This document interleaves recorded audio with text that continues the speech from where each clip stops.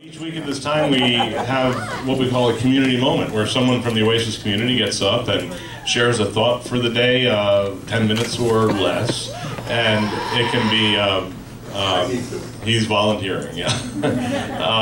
It can be kind of a life experience you've had, a topic you're working with, just an idea you want to share with the community. And this week we have a veteran community moment presenter, someone who's been with Oasis almost from the very beginning, and a person at the heart and soul of our sound team. Let's give a warm welcome to Fred Thompson.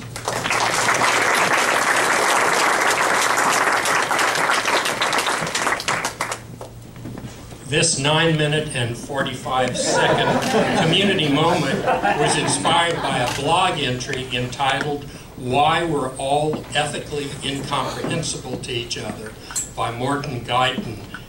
The entry was published in May in the Patheos online religious magazine. Let's start with a quiz. 3 questions. 1. Larissa Martinez graduated valedictorian from a McKinney, Texas high school last month. She's headed to Yale in the fall. In her valedictory address, she announced that she and her family are undocumented illegal immigrants. So now that she's confessed, here's my question to you.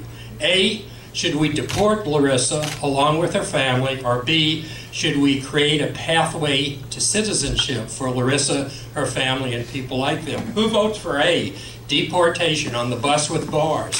Who votes for B? Anybody? Okay, well, this is a B group. Second question. Homosexuality is A, an unnatural and perverted lifestyle choice that should be forbidden, or B, a natural form of sexual expression? Who votes for unnatural and perverse? Who votes for natural form of sexual expression? Okay, I'm getting to peg this group. This third one is a bit more difficult. It is more important for us, A, to obey the Houston Oasis Board of Directors. I know I had to listen to. Or B, to be kind and compassionate people. Who votes for A, obey the Houston Oasis Board of Directors? Okay, we had a card. Good. B, to be kind and compassionate people. Wow, there are only 2 or 3, one of which was Verena. She said, they will obey me or there will be consequences. Verena is a member of the board of directors. She's really... And I can't defend myself today because I can't talk. You have 45 seconds to rebut me at the end. Your responses to the questions I just asked depend on your ethical behavior model. Your ethical behavior model is about the beliefs and the values and the criteria you use to decide whether a thought or an action is moral or immoral. If you answered A to all the questions, like Verena, it's likely you subscribe to an ethical behavior model called deontological ethics. Deontological ethics is about obeying the rules.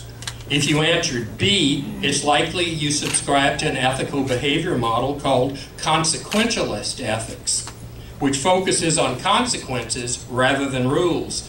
Consequentialist ethics is about doing the most good and causing the least harm.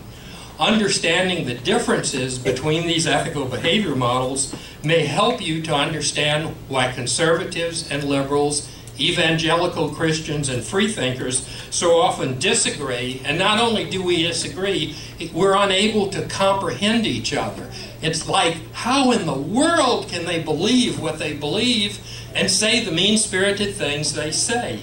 Let's start with deontological ethics. As you progress through life, you encounter a succession of authority figures who explain the meaning of life to you so you'll know what to believe, and they give you duties to obey, along with prohibited things you're forbidden to do. These authority figures include your parents, your teachers, your church leaders, your employer, and a number of other things through your life. And throughout your life, the state serves as an overarching authority figure whose authority is imposed through the legal system.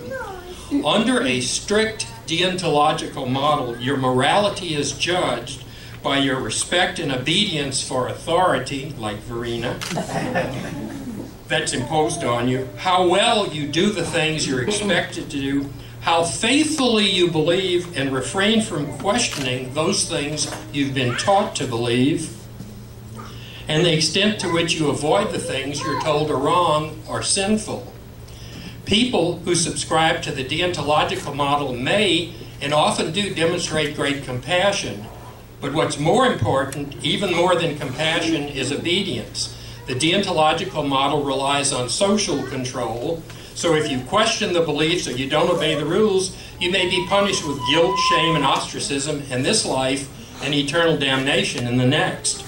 Deontological ethics in religion has literally, and I do mean literally, scared the hell out of people for centuries. And it should, because that's the intent. The alternative to the deontological model is the consequentialist ethics model. Under this model, you may or may not be religious, because many consequentialists are religious people, but you do reject biblical teachings, church doctrine, widely held beliefs, and social customs as your only source of guidance. Instead, you govern your actions on the basis of what you believe will do the most good and cause the least harm. Moral behavior is defined as anything that enhances the happiness and well-being of others. Immoral behavior is defined as anything that does unnecessary harm to others. The focus is on positive outcomes rather than obeying the rules. Now, I need to caution you, it isn't an either-or things. Think of consequentialist ethics as an add-on filter to the deontological model. Being a consequentialist doesn't mean you can ignore rules and social customs. Even under a consequentialist behavior model, authority figures still give you responsibilities, and you're still required to obey the law. However, under the consequentialist model, critical thinking is permitted and even encouraged, and it's okay to question religious teachings, commonly held beliefs, and social customs, and to reject them when you know they'll cause harm to other people. If a law is harmful to people, you have a moral obligation to peacefully work toward changing that law. To me, it's a no-brainer that freethinkers would prefer the consequentialist model to the deontological. It's totally consistent with our oasis value that people are more important than beliefs. How can anybody disagree with doing the greatest good while causing the least harm? Yet so many people continue to believe and support ideas and actions that make no sense to inquiring minds, such as stigmatizing members of the LGBT community, the prohibition against artificial contraception and family planning, the idea that marriage is only between a man and a woman, and the denial of verifiable scientific evidence when it conflicts with religious beliefs. Deontological ethics is deeply ingrained in our culture. It provides power and control to those in authority, and it's reassuring to those people who need a strong autocratic leader to direct them. No politician ever lost an election in Texas by claiming to be the law and order candidate. Some people need simple answers to even the most complex questions, and some people are intellectually lazy and prefer to have somebody else tell them what to believe, which they then accept without question. According to Martin Guyton, the author of the blog, your support or opposition to same-sex marriage may be the ultimate litmus test for whether you practice a deontological or consequentialist ethics model. Denying same-sex couples the same legal protection, happiness, and fulfillment that opposite-sex couples enjoy makes no sense to a consequentialist, but evangelical Christians believe homosexuality is an abomination according to Leviticus 18:22, and it cannot be condoned under any circumstances. In their minds, same-sex marriage is at the epicenter of their fight with the devil for the soul of America. A Baptist friend told me recently that no culture that condoned homosexuality has ever survived, and we must oppose it in every way possible for the sake of our country. God bless America. But there's good news. The conservative evangelical Christian deontological model I've just described is crumbling under the weight of America's growing social awareness. Social media is causing more and more people to question their long-held conservative religious beliefs. Few people actually read the Bible anymore, and more people are questioning church doctrine. For example, The Pew Research Center polled in 2001, Americans opposed same-sex marriage by a margin of 57% to 35%. By 2016, the majority has done an almost complete reversal to 55% in support and only 37% opposed. So whether you describe yourself as religious, as non-religious but spiritual, like most of my friends, or as non-religious and non-spiritual like me, there's no justifiable reason to support religious or ideological beliefs and actions that harm people.